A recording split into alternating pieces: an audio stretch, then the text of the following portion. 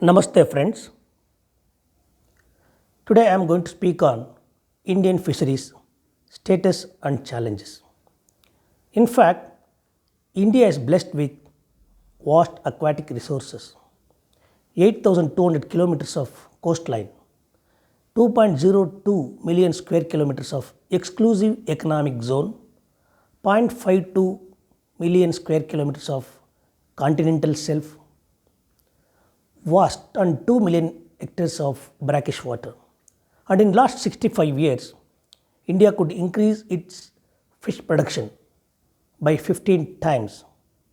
As of now, India is producing 14.16 million tons of fish, of which 3.71 million tons comes from the marine sector and 10.16 million tons from the freshwater side. Over the period of time, in last 3 decades, if you look at the marine fish catch, it was constant for 1 to 2 decades. Now it is declining slowly.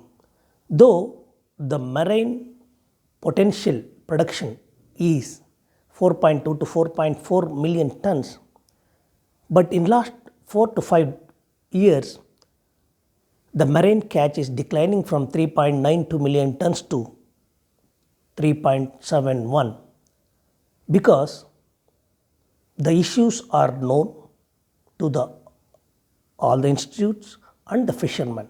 In the country, we have 4.24 lakh boats, of which about 2.59 lakh registered boats and 1.61 lakhs boats are operating with license certificates, and we do have 109 deep sea fishing vessels with RC registration certificate and an 85 deep sea boats with license certificate.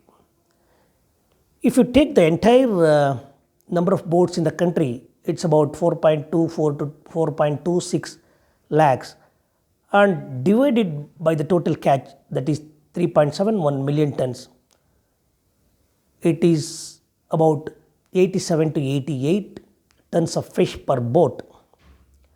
And as we claim, the per capita availability of fish is 11.5 to 12 kgs per person, but it's wrong. Somewhere in last 6 decades, we are calculating it very wrongly by taking only the fish eating population of 50% to 60%. But now the fish eating population is increased to 75%. But that is not the way to calculate the per capita consumption or whatever. By principle, we need to consider the entire population. When we calculate the per capita income or production, we take even the newly born children. Likewise, if we take the entire 138 crores population in the country, the per capita availability of fish is less than 5 kilos, whereas World Health Organization recommends 20 to 23 kilos of fish per person per year consumption, I'm telling. So in this context, the issues are many. Though we are getting the total fish production about 3.7 to 3.9 million tons, though the total production remains the same, the catch per boat is declining very significantly. This is due to overfishing. In fact, trawl and purseines were introduced in 1953 during the Indo-Norwegian project. But looking at the fishing pressure, we are overnumbered with the fishing effort. So, in fact, the purseines were introduced by the government agency by giving subsidies. But now the same strategy will not work out. We have to come out with different strategy, and now people are equipped their boats with higher horsepower engines. Though the state and the government says it is restricted to 350 HP, People are using 500 to 600 HP boats. And earlier it was single day trawling. Now people are going for multi-day trawling for 14 to 15 days, 16 days. And in many countries, light fishing is there, though it is started by Korea, Malaysia and Japan. In recent times, even India, many personers are going for light fishing. There are debates on good and bad about light fishing, bottom trawling. Many countries have banned bottom trawling, and already there is a fishing ban for a period of 61 days. In east coast it starts from April 15th, and in west coast of India it starts from June 1st.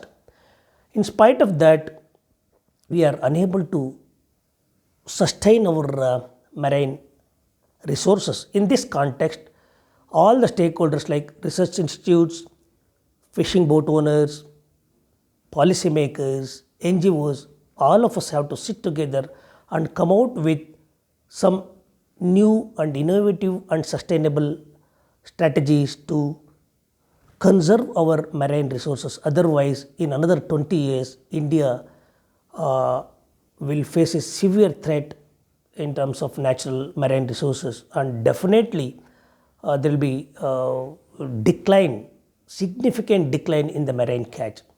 So maybe the possible strategies are increasing the fishing ban period, reducing the horsepower of the boat in order to reduce the speed of the boat, increasing the cod and mesh size, quota system, and banning the wanton fishing methods like ghost fishing, use of coils, nets and coconut shells, such other materials for catching cuttlefish. All such things happen together for a sufficient period of 20-30 years so that we can conserve our resources. In this context, I request all the stakeholders to come, because this is the fishing ban period. During this time, all of us have to join together and have a roadmap for next 2 to 3 decades. With this, I conclude my talk. Let us debate on this issue. Thank you very much.